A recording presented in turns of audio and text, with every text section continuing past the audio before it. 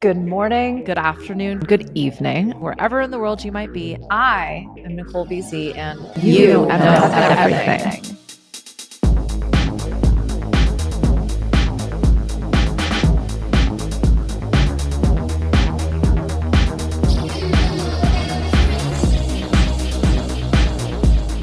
Thank you for joining. It's so weird because everybody that I talk to is a friend, a peer, usually somebody that I've worked with or somebody I'm just obsessed with. And I can't believe we haven't actually done this yet. And I think it's because we've talked to each other, like recorded a few different times. And I know we tried to do this a few different times. And despite your best efforts, you are still laid up with an injury, a new injury last time, which was just a voice injury. But we haven't actually recorded a podcast episode yet, right? Nope, we haven't. That's so weird. It's our first time. That's so weird. Okay, well, Danielle is the owner and founder of CreativCat, which is a digital design agency. I have employed her. I have coached her. I have worked directly with her in a completely different business. So it's really fun to bring someone who is really walking the walk. And I don't remember how many years it was ago that you did the exit strategy worksheet that I have, workbook, whatever, to help you kind of understand. I have a corporate gig. I have some skills and some talents that I'm really invested in. And I'm curious what it would look like if I were to go full-time into my interests and my talents and separated from my job. I think it was it a year later that you actually started CreativCat? And now it's been, I want to say like 5 years that you've been officially in business? No, actually. So it's been 6 years since you and I filled out that workbook, that worksheet. Right. And I actually launched, after having that conversation, I launched CreativCat within a couple weeks of that. Okay. And we worked through what do you need to leave the corporate world? So I had started the beginnings of CreativCat during that time 6 years ago, but the business has been going for 5 years. Full on. Wow. Congratulations, which includes Thank a you. pandemic, everybody, just in case It you were wondering. And I mean, it includes quite a bit. And I will pass the proverbial microphone back to you. I usually like to start these conversations by asking people about their origin story. So either how you got to this very particular conversation today, or how you kind of find yourself, because not only did you start, I mean, maybe it's your dream business, maybe it's just the business, but you've kind of crafted, it wasn't just about starting a business. It was also getting to live where you wanted to live, getting to participate in the activities that you wanted to participate in, getting to have a certain type of lifestyle along with a certain kind of work. And that was, I mean, they're both interesting journeys, but how did you get here today, Danielle? Well, it dates back to 2010, graduated back in Pennsylvania. So I'm from Western Pennsylvania. And I was one of the few from my graduating class. I think there were 3 of us that landed an internship or job in the graphic design field, which that number is very, very low. So the competition's very high as a graphic designer, even back in 2010. And so I got my start at a small boutique in Pittsburgh as an intern. And then that grew into a full-time position.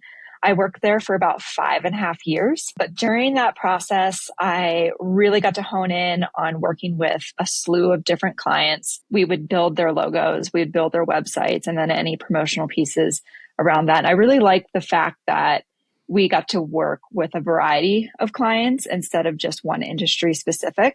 So it really helped me build my muscle memory and my design aesthetic and style, and being able to transform from working with a restaurant to a nonprofit or an oil and gas company or whatever that industry was. Unfortunately, within a couple years of working at that studio, my boss at the time, it kind of became a little toxic, to nicely put it, to the point where I had been sent home from work a couple times, and I was stuck in this position of, I don't really know what I did wrong. I was just serving the way I'm a hard worker, growing up, always been a very hard worker. And from that moment when I went home from work crying that day, I went back to my parents' place. And this was probably about 2.5 years into this job. And I remember clear as day, my dad was in the garage working and I was just outside. I'd come home from Pittsburgh and, I was just telling him everything that was going on. I was super upset. And he looks at me and he goes, Danielle, you're never going to be happy until you're working for yourself. You're doing your own thing. And I just think, Dad, there's no way. Like, I need a constant paycheck. Like, I need a schedule. I'm a very scheduled person. And I was just like, there's no way I could ever own my own business. And that was my dad speaking from a place of he'd worked his heart off his entire life up until he had passed away, which I'll get into that a little bit later. And his mom was an entrepreneur as well, my grandma. So she owned her own. So it kind of was in our family. And for him not getting to really work the dream that he had, but he wanted to make sure that his daughters lived their dreams and got to do what they wanted to do.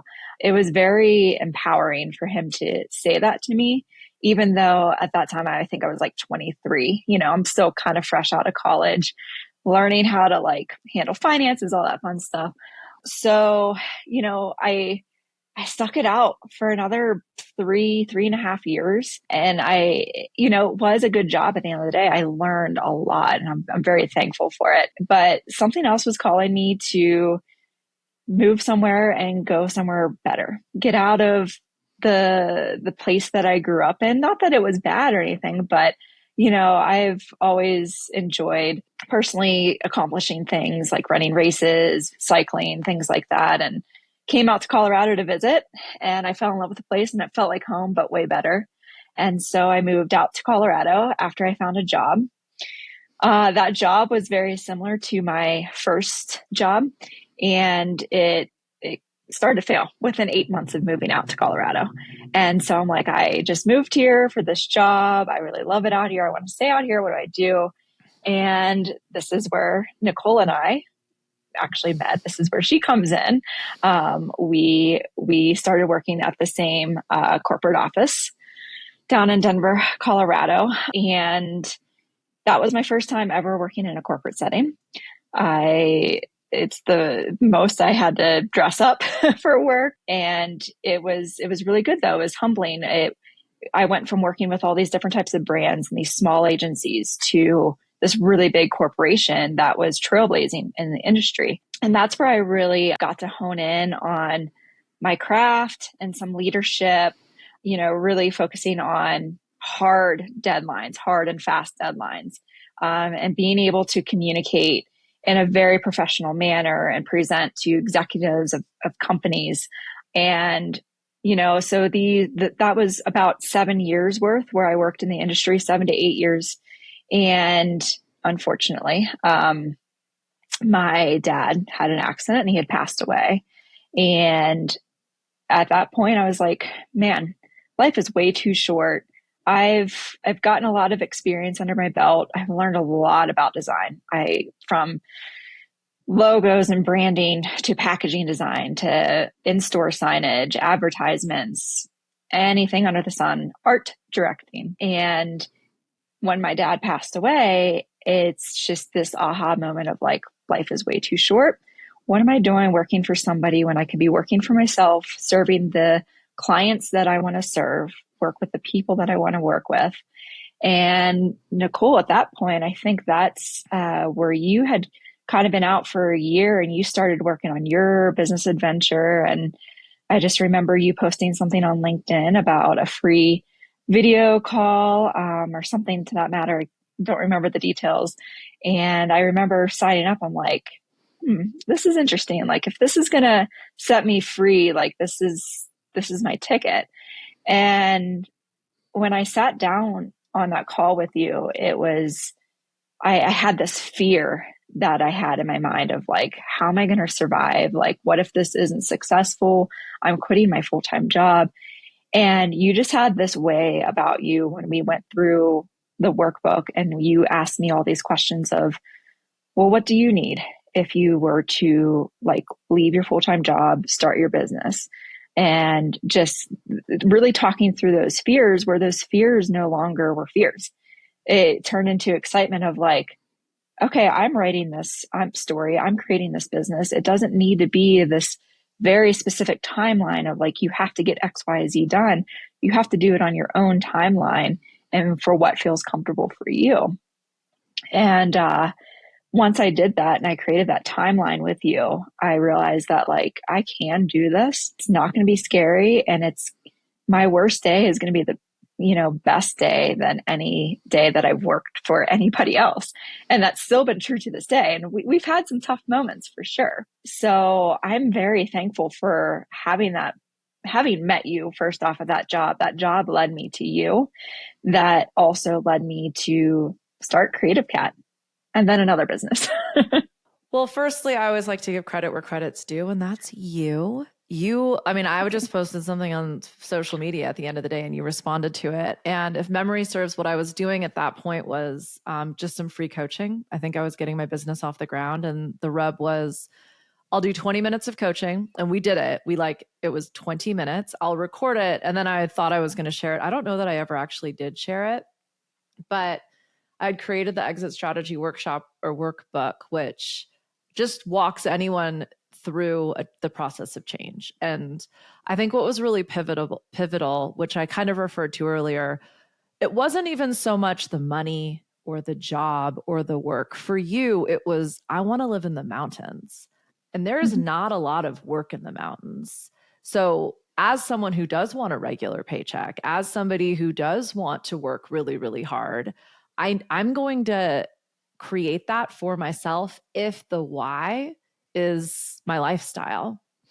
And I think once you got really clear on that, it kind of all fell into place. I think we reversed engineered in terms of, what is your current income? So what would that have to look like for you to be able to quit? And to also give credit where credit's due, you are a hustler. Entrepreneurship presents its own challenges to everybody who signs up for it. One of those biggest challenges is business development. And I don't know if this is like your Pittsburgh roots, but you've never had any problem putting yourself out there and essentially asking for work, reminding people, hey, I'm here. This is what I do. Reminding people that we've worked together in the past. If you're looking for more of this, we should talk.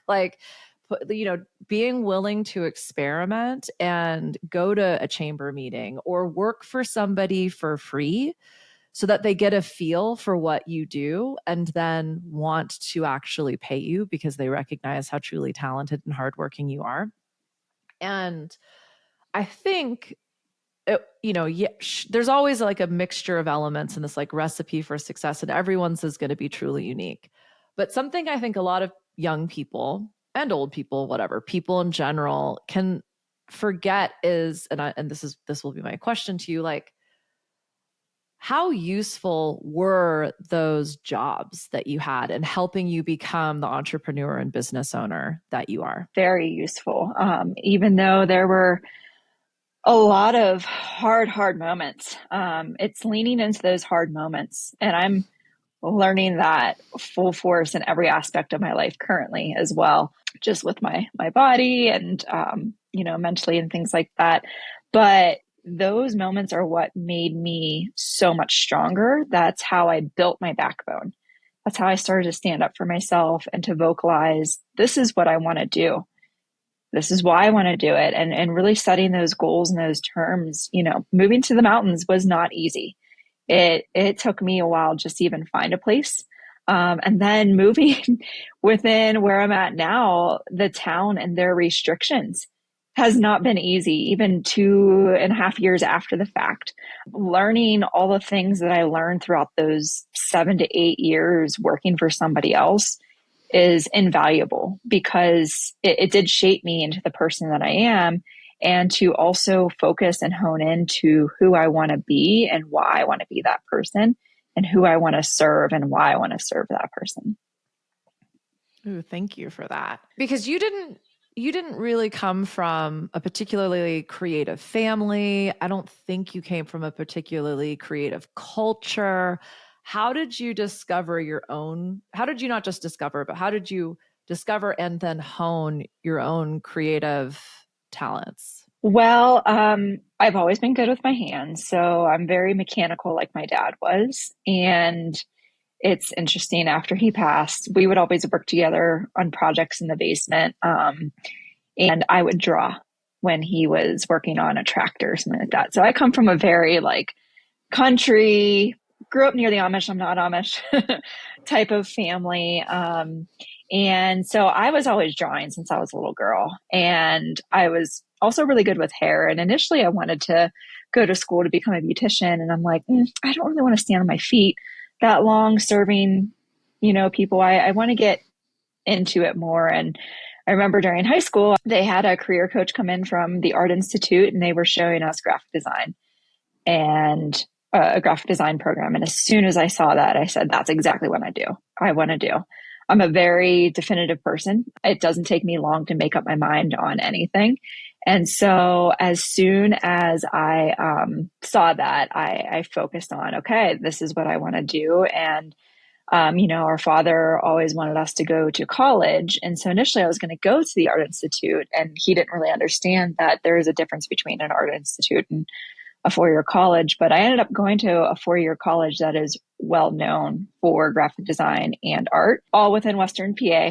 So, I was still close to home, went to college, far excelled, within my studies there. So yeah, it was, I kind of knew from a young age I would always do something with my creativity.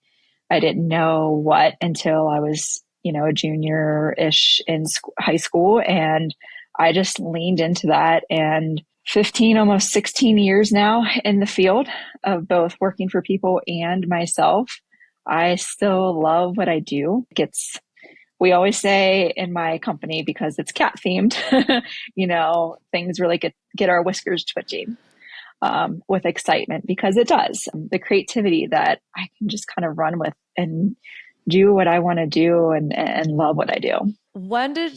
I'm assuming you consider yourself an artist. Mm-hmm. Have you always considered yourself an artist? Yeah. Okay, cool. Yeah. So when people ask you what you do, what's your answer?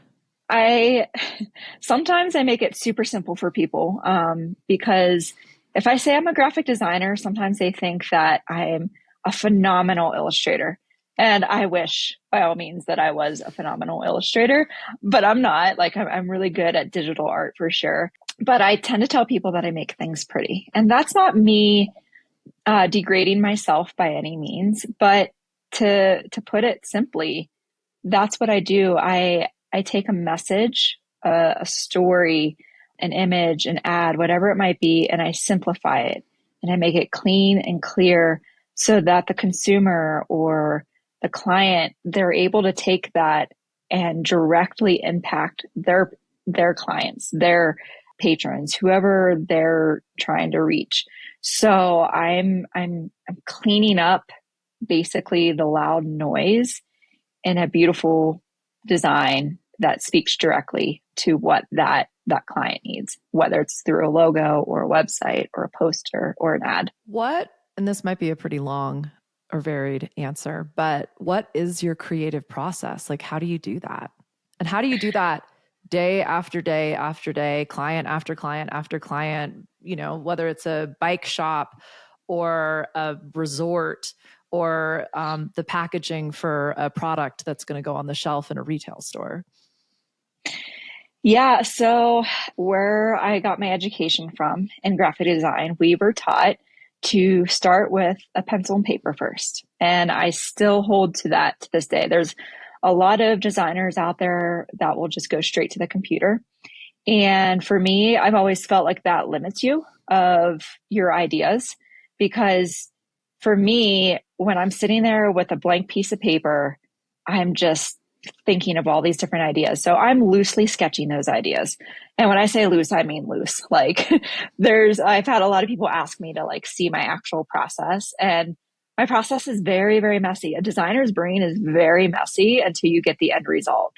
So my process is I start with pen and paper or pencil. And then once I've got my main concepts down, because I have to visually see especially if it's a website where there's multiple pages. We just launched this huge website that was close to 30 pages. I had to visually see what each page was going to look like first. So just even sketching out the basic layout and what that content's going to look like on it, the images. So I'll sketch first, and then I'll come in on the computer and the design programs, and I'll start to bring it to life. And that's where it really takes form. And again, it's still very, very messy in the beginning, especially when I'm working on logos, because there's just so many ideas and there's so many tricks and tips that you could use to just even slightly edit a logo. And it turns into this, that's the logo. That's exactly what I was trying to, but sometimes it generally takes me 8 to 20 hours to do first round logo designs. And that's delivering 5 to 6 concepts to a client. And everybody listening, that's why logos don't cost $50. If you want a $50 logo, you're dumb. Please go on, Danielle. Absolutely. and some people are surprised by that amount of hours. And, I've been doing this for 15 years at this point. So I'm fast, right? But I'm still not that fast where I can sometimes I can bust it out in a couple hours and the perfect logo. Sometimes it takes longer, and depending on who the client is and how much detail might have to go into the logo, that's why it usually takes a little bit longer to get that beautiful final mark. And so within that's my creative process. How do I sustain doing this on a daily basis without burning out? Well, the answer is I don't do it perfectly all the time. And I haven't been doing it perfectly a lot of the time, but it's leaning into the moments of, this is somebody that I want to work with, really want to work on this project, and making sure that I'm scheduling myself appropriately. And within that, okay, because I'm a creative person, when am I most creative? I'm personally most creative in the morning.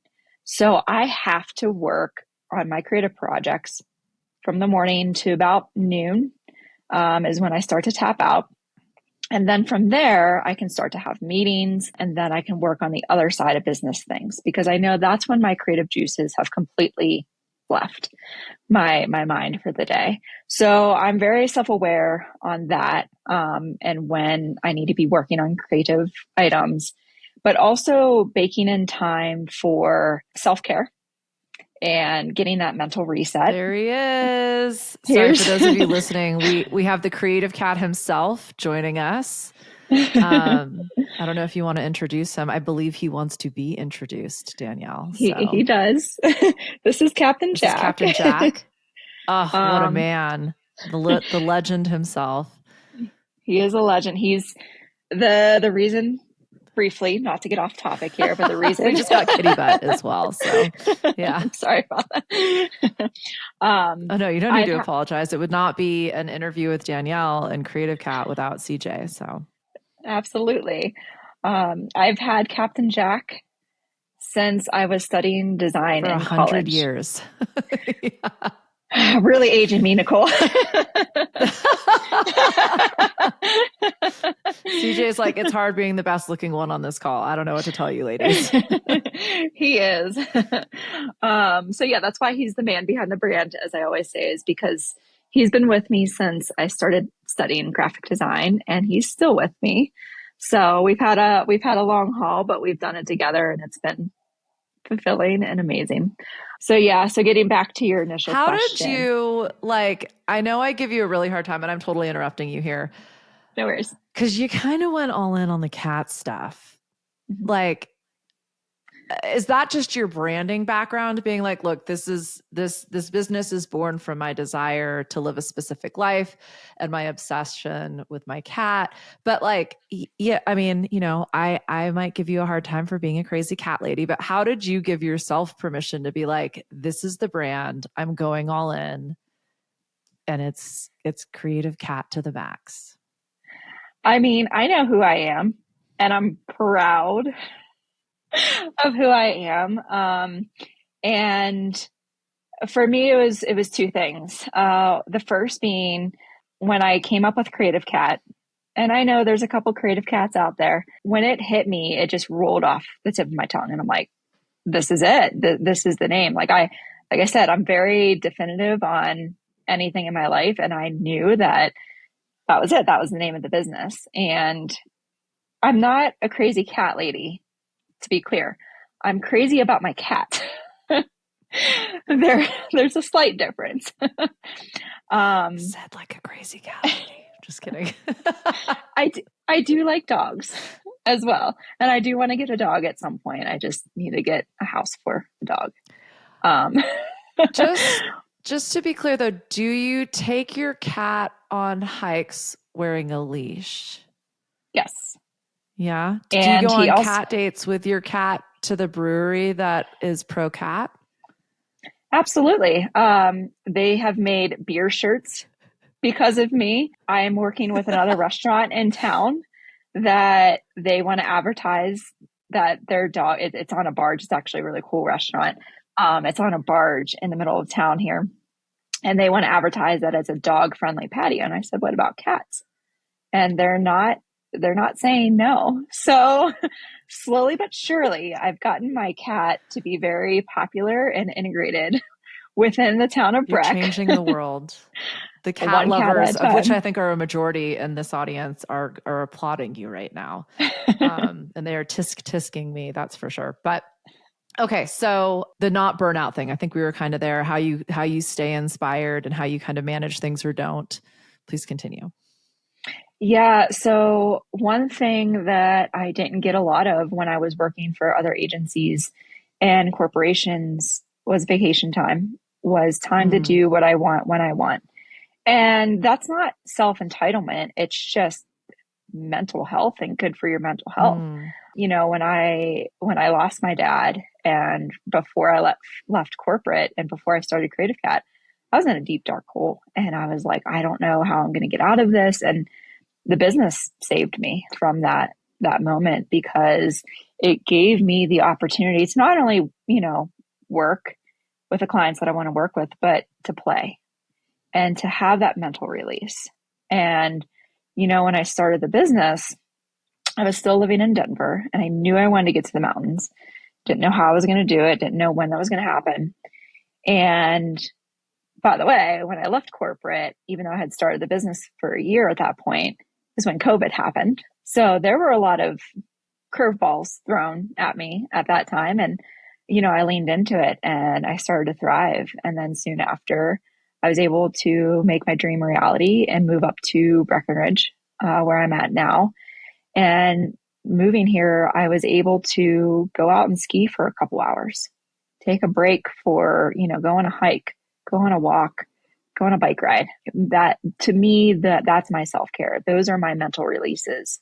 And that's how I was able to keep my creativity going and also find inspiration because I'm completely stepping away from the computer, conversations, and everything. And I'm out on top of a mountain or near a mountain looking at them. Like I've always said, mountains are my reset, and they are.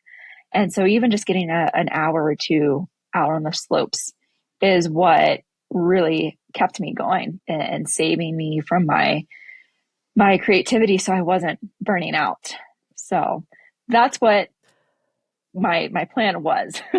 So you are essentially a service-based business and you work for clients. And a lot of people who do that will tell you they don't get to be in charge of their day to day. They're working for their clients or they're working to their clients' demands or their clients' deadlines. And so I'm curious how you manage to carve out that time. And because we get to talk a lot about this, and I know things have changed pretty dramatically for you since when you started your business until now, but like, how do you navigate between the slow times and the busy times, in the sense that when it's busy, it might be really easy to deny yourself the space you need in order to be creative. But when it's really slow and you have that space, it can be equally challenging to deny yourself the space because you want work. So yeah, kind of talk to us a little bit about how you learned to cope with both of those realities, and maybe any tips or tricks you might have for the listener. So for me personally, I always say this with my sister, who we'll touch base on as Oh, I well. was going to get to that. Yeah. Because that's a rule that you broke very successfully, and a lot of people will say you're not allowed to work with family. So we'll Yeah. segue back to that. Even though I have all this experience and I can work pretty quickly, and yeah, I could get that logo done maybe in a couple days if I really wanted to. You have to be really good at scheduling for what works for you. So no matter what the project is, I generally will not deliver first round concepts for a week and a half to 2 weeks. That gives me space and time for to work on the project in a good mindset, clear of distractions, whatever it might be, as well as if anything were to pop up along the way, whether I get sick or have to go to the vet or anything like that, you know? And the other side of that is when I started the business, I always promised myself I was never going to worry where the next paycheck was going to come from. And I think a lot of people get into this tunnel vision of like right now, truth be told, we're still in a slow season. And this is the second year in a row where we've seen a really slow time at the beginning of the year until about now, or until April, where things will start to pick up a little bit more. And then we get super busy at the end of the year. But, you know, in these slower moments, it's so nice to lean into like, okay, I have more time for myself to like not feel guilty to go out and ski for a little bit or go I was out going for to a say, it's nice lunch. weird that your slow times coincide with ski season. Isn't Like, that weird? yeah, it's so strange. So strange. um, but yeah, so I've never stressed about that next paycheck. And the moment that I might start to go to a place of like, I haven't like gotten any leads in a couple of weeks. The next day I get an email, whether it's somebody random that found us online or it was a referral. Then those conversations start to happen. And then next thing I know, a couple weeks later, we're into a full blown project. So that's how I lean into both the busy time and the not so busy time. That's beautiful. Everyone that's listening right now is screaming, how the hell did you stop worrying about when the next gig's coming in, when the next dollar is coming in? I mean, I heard you say you just made a rule, but like we make rules all the time for ourselves. Doesn't mean we follow them. So how did you get there? This just goes back to life being way too short. Um, Mm, you can't stress about. I mean, I can be a very stressful person, to be clear, and a very anxious person. I know this about myself, but life is way too short to really sit there in those moments and worry, because all that's doing is that's taking time from your life. And yeah. what else could you be doing instead of worrying at this moment? You know, Yeah. what does that look for you? So for me, it's crazy, but I've just had a very go with the flow. I've always been kind of go with the flow, even though I'm scheduled, a very scheduled person. Go with the flow in moments where I need to. Of okay, this is what's going on right now. We're going to figure it out. It will work out the way that it's supposed to work out, and everything will be okay. That's beautiful. Thank you. Yeah. Yeah. Well, it sounds like your go with the flow though is also learning like how you flow. And so to Hmm. as an example, and I'm very similar. I would say the worst thing that happened to me is I realized my creative process begins like kind of at sunrise.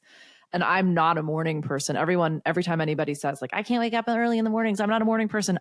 I am the least morning person that I know. I wake up when I used to go to sleep now. But like, yeah, if I want to write something interesting, if I want to explore new ideas, like that happens at an awkwardly early time in the morning for me. So I don't schedule things in my day until midday ish. And that's allowing schedule and support and structure and, you know, quote unquote discipline to support my creativity and my chaos and my flow. Hmm. Um, so I think that's really useful. I also like to remind people worrying never ever solved a problem. Worrying to me is actually the excuse to not solve the problem. Ooh, I So like I that. think it's really beautiful. Yeah. Well, it's, that level one energy, but I think it's really beautiful that you created this rule like, hey, if I'm doing this, I'm not going to worry about this. And it takes reminding. I think that's what's useful about a rule is it's a pretty succinct way. You said, I'm never going to worry about when the next paycheck is coming in. Therefore, if I'm if I'm worrying, where did ruining come from? If I'm worrying about it, then I'm not doing it right. So back to the mountains that are outside. Speaking of like rules, you work with family. Do you consider that a new business that you started with your sister, or is that like a brand division of CreativCat? Anywho, tell us about deciding like, hey, I'm gonna commit that cardinal sin and work with family. It kind of came up organically. And so I think because it was more of a natural transition. And okay, so I'll start back with my sister is now co-owner to CreativCat. She's been with CreativCat for three out of the 5 years that it's been existent. And my sister and I never had a relationship growing up. We were black and white, two very different individuals. We still are, which makes this even more interesting. But she's the older sister. I was the little one, and she has a family. I don't. There's just so many differences between us. And when I started the business, I had ghostwriters because I am a terrible writer. I don't like writing at all. And my sister's name is Jamie. She was one of my ghostwriters. So she was writing my blogs for me. And at this point, I was just hiring her out as a contractor. So we have many different contractors within our business. So we don't develop websites, we hire developers. Same with photographers, anything that's outside of content and graphic design, we hire out. Anyway, I was getting off track there. So Jamie approached me and she said, something needs to shift with how you're selling logos. Because right now, what you're doing is you're selling them as brands, but they're not actually brands. You're selling the brand identity, which is the logo. And if you were wanting to sell a brand, then, I found this great course and, you could sell brand strategy as well as the brand identity. I'm like, okay, that's interesting. And she gave me a little bit more information on that. And I said, okay, well, think about it, but is this something like, would you want to partner in? And I said, take a couple days, like really think about this. And she comes back within like an hour or two and she's like, absolutely. I want to work with you. I want to do this. I want to work on brand strategy. So Jamie was just initially writing content and now she's becoming a brand strategist. And so we had to, at that point, we kind of shifted the business a little bit, took a step back, reevaluated things, figured out how can we make building a brand together, how can we make this work where we're leveraging my design skill in logos and my experience in that and your strategy. And we hit the ground running. And we've been pretty successful. Like we haven't slowed down very much, minus like these times of the year where I think it's kind of natural where, the ebb and flow of work. But yeah, as soon as we made that shift, it was huge for CreativCat, her coming on. And so now we're selling this product of the way I like to describe it is a logo is the exterior of your business. It's the exterior of your shop. It's the pretty thing, right? That everybody recognizes you by. But when you open that door and you go into that shop, that store, whatever your business is, what's in there? Well, so that's what a lot of designers and a lot of agencies would sell is just the logo, but there's no meat behind it. There's no structure. There's nothing inside those walls. There's nothing inside that store. So now I went from selling just the outside of a store to us selling the complete package of a store, the inside and the outside. And that's what brand strategy is. It's your mission, your vision, your purpose. We go into a deep, huge audience deep dive to really figure out what those pain points are and the bones of that building. And then we build out that logo. That logo is based off of that. And then we can follow up with assets after that, like your website or advertisements, whatever it might be that your specific business needs support with. This is kind of a random question, but it just popped in. When do you think is the best time for a business to hire a creative agency like CreativCat? Typically, after you've been established for at least 2 to 3 years, ideally a little bit Mm, longer.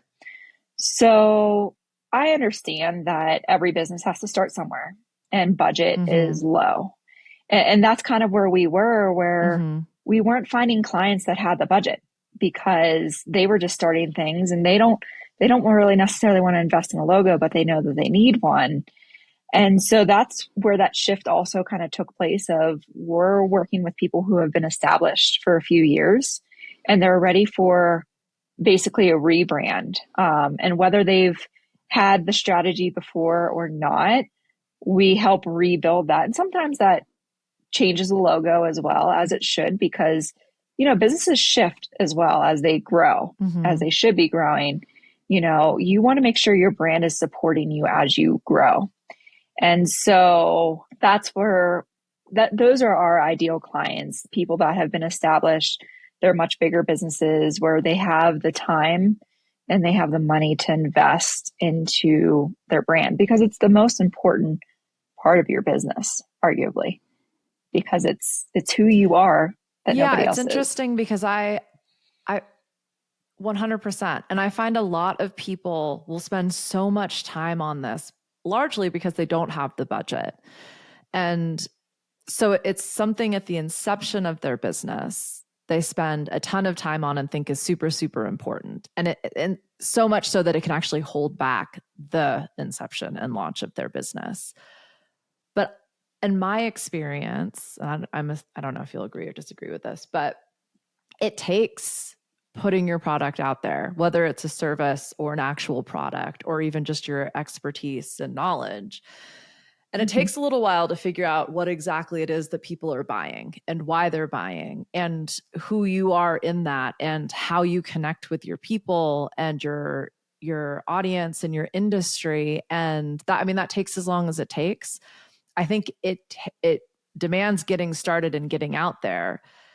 And I think as that evolves, it's like the only people who I've seen hit the ground running are actually people like you who have worked in branding and design as their career. Or Mm-hmm. potentially they were, at the beginning of sort of social media and digital marketing, and they were content creators at the beginning of their career. And so then they were able to very easily pivot from working within a different organization to having their own and Mm-hmm. utilize those skills immediately. But yeah, I think it's not just a budget thing. Like, well, you can't afford to pay us, so we're going to have a business that services people at this space. It's like there's a sweet spot in business when you're like, okay, I know who I am. I know who I'm doing it for. I know what they want. I know how to solve their problems. Now let's find the colors and the words and the Mm-hmm. imagery and the messaging and all of the different pieces, the website and the labels and the logos and the fonts and the colors that like truly communicate that. And that's where that being able to put all those pieces together, I think like that is the definition of design to me. Mm-hmm. But it's hard because people think business and then they think, well, it has a, I mean, to your point, like a logo. And sometimes that is just a word or fonts or colors. And it's like, yeah, but you don't really know what that's going to be until you've been doing it for a minute. And for some people, it's like 3 months. I talked to a lot of accidental entrepreneurs that were doing something that they loved on the side, and they were able to find that market fit really quickly and that momentum really quickly. And so, yeah, 3 or 6 months in, they are working with somebody like you. But more often than not, it is that like kind of 2, 3 year, sometimes 5, sometimes, I mean, Mm-hmm. I've worked with people who've been in business for 20 years before they really get there. Yeah, I think that's an interesting point because I think a lot of people, when they get into business initially, they think, oh, it's just going to take X amount of time to build it and it's going to be great and it's going to be the same thing all day, every day for the next 20 years of my life. Um, but life happens, right? And there's so many Mm, ups and downs, and there's chat like the amount of lessons that we've learned so far within 5 years it's been very gratifying, but also, painful at times as well. But if we didn't have those lessons along the way, we also wouldn't be where we're at. And I think that's a big piece of it too, is how well do you lean into those lessons? How well do you really lean into those really tough moments where it could completely destroy you if you let it? Or if you don't and you're like, okay, well, what was the lesson here? Yeah, I spent some money on some legal fees that I didn't want to. But what have I learned from this? How can I apply that to projects, clients, everything moving forward? And it makes you stronger. So everybody's on their own timeline at the end of the day. And whether I move fast or slow, that doesn't really matter as long as you're doing what you want to do and you're happy about it. You're not just doing it because I want to get a paycheck at the end of the day and that's it. What are some, like, if you were to pick your top 3 tips or tricks of working on a problematic project, what would they be? Like, how can someone protect themselves or resource themselves when they get to a like, oh shit, this is blowing up in my face? Funny you ask that. I have a little bit of experience with that, but the number one priority for us, and really I honed in on this when my sister became a partner, legally documenting that she was a partner, because that's important. Because you never, once again, you never know what could happen.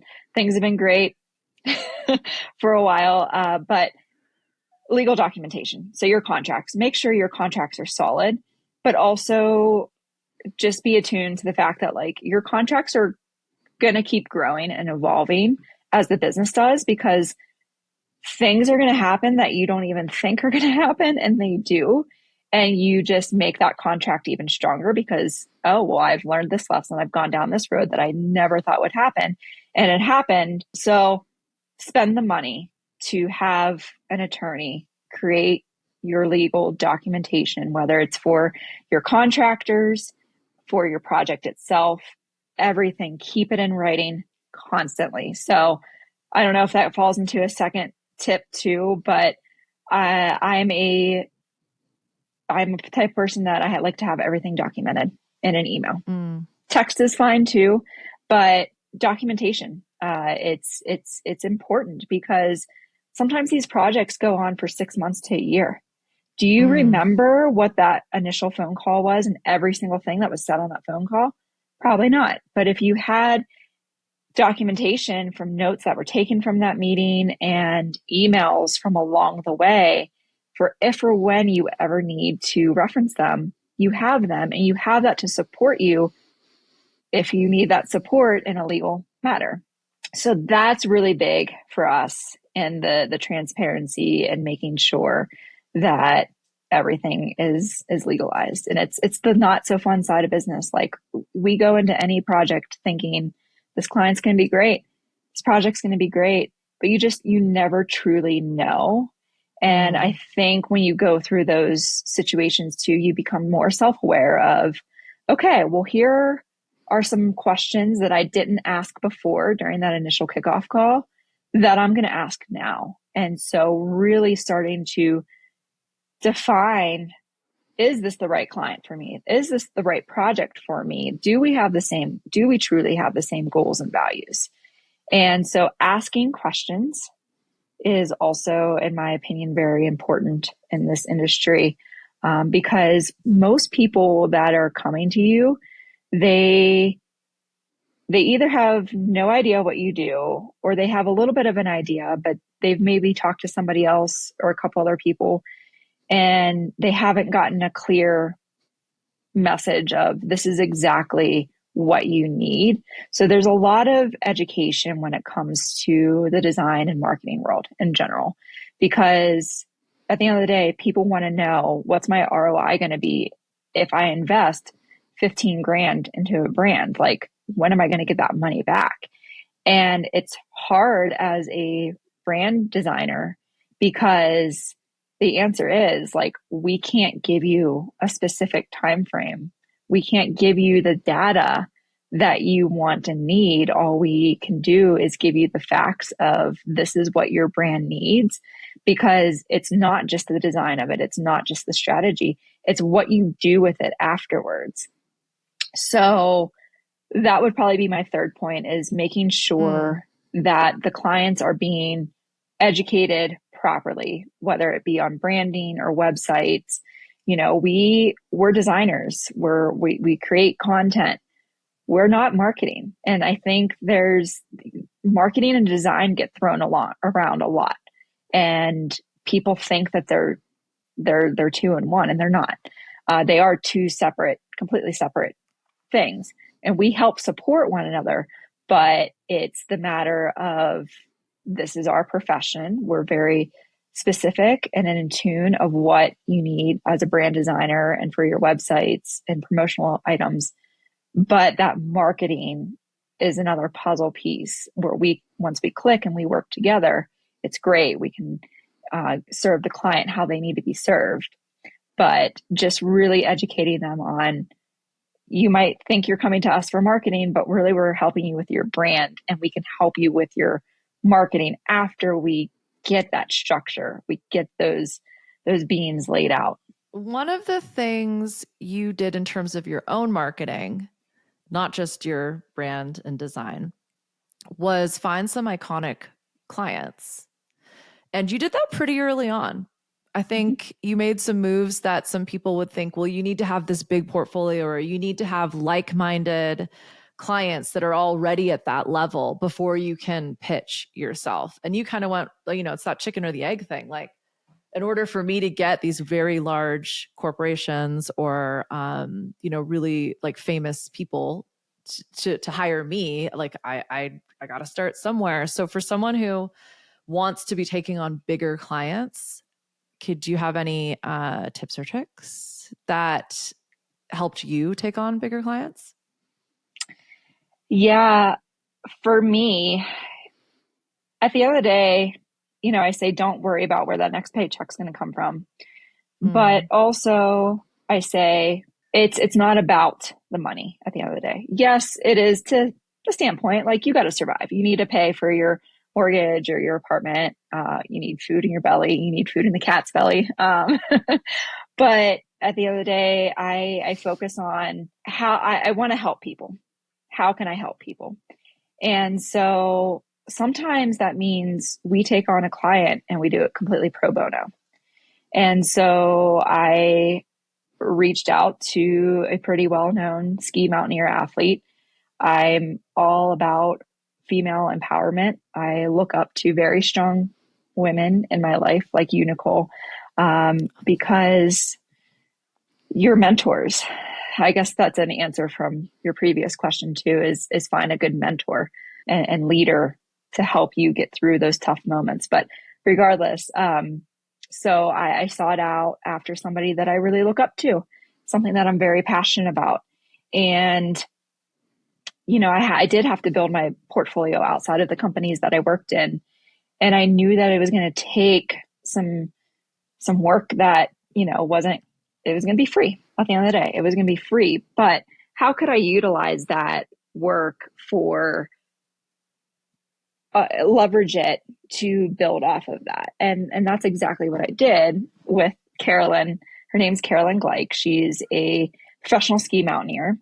And I reached out to her. I found this niche of personal branding, and I really just wanted to help her. I think she had such a strong voice in a lot of areas, especially in the environment and protecting this beautiful land that I get to recreate in.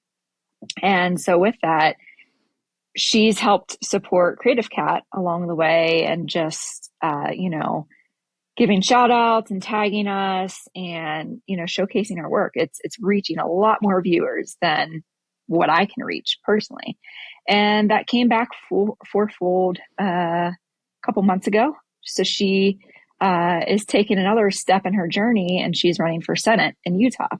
And so we reconnected again. So here's a ski mountaineer athlete, and I had already created her brand for that. And now she's running for US Senate, which is huge and amazing. We need somebody, in my opinion, like her to be in that seat. And so it came back, Especially in Utah. especially in Utah. And I helped her with her logo for that. And her logo isn't what you see in a typical campaign. It's not a typical campaign logo. I'd never done a campaign logo, but I knew what needed to be in the logo. And with her personality and who she is, it was very unique. It was Carolyn to a T, and it's bright, it's vibrant, it's fun, but it also shows the shift that we kind of need to make too as a country. That I don't want to get too much into politics here, but it kind of encompassed her personality, who she is, the state that she lives in, what she's running for. So with all of that, she's also been a mentor to me too in the skiing professionalism. So I'm not a professional skier by any means. And I never considered myself an athlete until I sat down with her one time for coffee and we talked through, I was working on progressing as a skier. So for me, when it comes to design, it's not about just getting the project done and doing the project. It's about working with people that you want to work with. And at the end of the day, I've kind of become good friends with a lot of our clients because you get so close to them throughout that process. And in her specific situation, she's become a mentor for me. Even with my recent injury, I was able to reach out to her and lean on her a little bit. And, it's not work related at all, but I'm getting more value than just, I did her logo, or anybody's logo and I got paid some money and, I have food in my stomach. It's what else did I get out of this? What else did I learn from this? And, what are the connections? Who have I met along the way because of this? Well, and I think something you do very, very well, and you probably don't even see this in yourself because it is, I think it's both something that comes naturally, but you've also recognized how much success it can bring you. So then you make a very active effort is you give back, like that connection that you're talking about. You and I never set up a formal mentor relationship, but you continually reach out to me. You tell me about your progress. You're very, very grateful. And you're always seeking ways that you can support. And that, it is consistent and regular. And that's so gratifying as somebody who also wants to give and build connection and help people, to be able to see that this relationship isn't just helping me or helping you, but it's helping others, is so powerful. And in terms of business development and sales, people can always get really grossed out by it.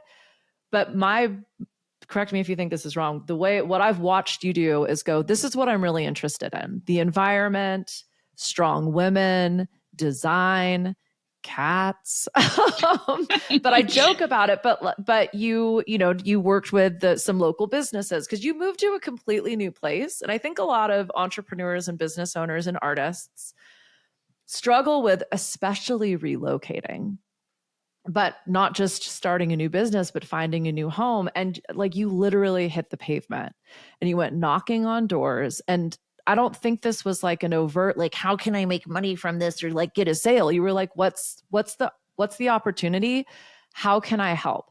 I'm going to a store that sells local products. And that is where Elevated Line came from. And not that it was that linear. Like you said, the designer's mind is chaotic, but you went to chamber meetings, which so many business owners talk shit about and roll their eyes at. But at the end of the day, putting yourself in a room with a bunch of people who are in proximity with you, as in they are 10 to 20 miles from you, who are all hungry for business, because let's be real, that's why you go to a chamber meeting, helped you talk the talk. And the eloquence and the stories that you're telling today have grown and developed so much. You are so much more comfortable as you, as the business owner, as the artist, as the cat mom, than you were.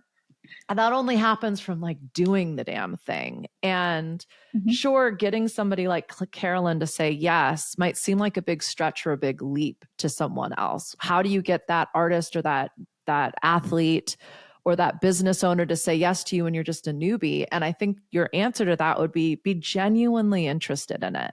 Like you and Carolyn didn't necessarily connect because she needed something and you were willing to do it for free. You connected because you both are passionate about what it is that you do and you share similar values. And that's allowed you, and you did it like for no other reason than that. And so that allowed you to leapfrog and to eventually, at somewhere down the track, actually benefit from it. And not just from her hiring you, but I know the ski helmet you wear, it makes you really proud. Like, and, I know, like, just so everybody's aware, like Danielle did not grow up skiing. This was something that you wanted to do. And you thought like maybe some girl from Western PA who, I mean, correct me if I'm wrong, but who could never have afforded to pick up such a quote unquote expensive habit as skiing. Mm-hmm. But like you wanted to do it and you explored it and you asked the stupid questions. You asked people for help. And when they helped you, you went, how can I help back? And that is like the most genuine way of developing business and developing your own skills and network. And so I think you've done that so beautifully. And it's been so easy to be a part of that because you make it so easy to be a part of that. So thank you. And thank you so much for all of your compliments and for your gratitude. It always makes me, I always say it makes my ego so happy. We're almost at like an hour. And so I just want to be respectful of your time. In terms of like your own art. So I mentioned Elevated Line. Talk to us a little bit about that. I think do you have another company that you've started as well? Or is it mainly just Elevated Line and CreativCat? Just Elevated Line and CreativCat. Okay. Yeah. So how did you give yourself permission to start another business and to really just make it about your art? Yeah. Well, once you start one business, it's kind of easy to start another business. Yeah. It's a little addicting. But it was something that was honestly just a passion project for me. And, I love the business that my sister and I have created together. I love the relationship that her and I have created together. I talk to her every single day now. She's my best friend and I love the work that we get to do together. But I still wanted something that was for me at the end of the day too.